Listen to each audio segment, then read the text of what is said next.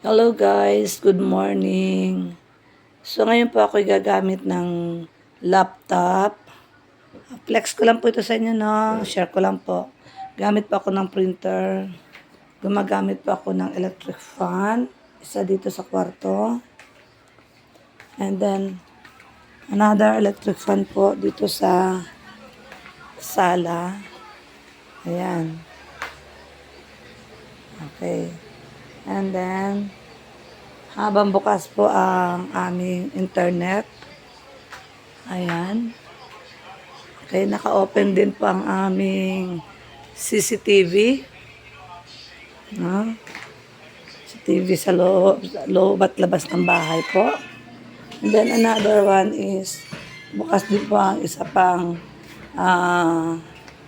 yan po, isa pang electric fan habang nag-aaral ang aking puging anakis sa loob. Ayan. And then, meron pa ako i-share sa inyo na isa pa. Bukas po ang aming, ayan po, washing machine. Umiikot pa ang washing machine, bukas po yan. Na hindi pa kami gumagamit ng electricity. No? Managamit ng madilim po dito, hindi bukas ang ilaw. So, guys, share ko lang po sa inyo, and then, bukas pa may ang water pump. Okay. So, hindi pa kami gumagamit ng electricity dahil meron po kaming solar energy na ginagamit po. Yan, baka gusto niyo po magpakabit. Ayan po siya.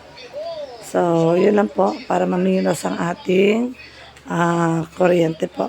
So, chat nyo lang po ako, text lang po kayo sa akin, and then, iano ko po kayo dun sa nagkabit po sa amin.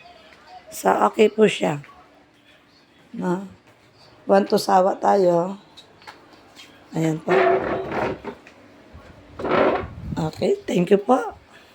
So, di pa ako takot sa brownout kasi kahit brownout, pwede pa akong gumawa ng mga paperworks ko kasi may kuryente nga rin po from solar. Ayan.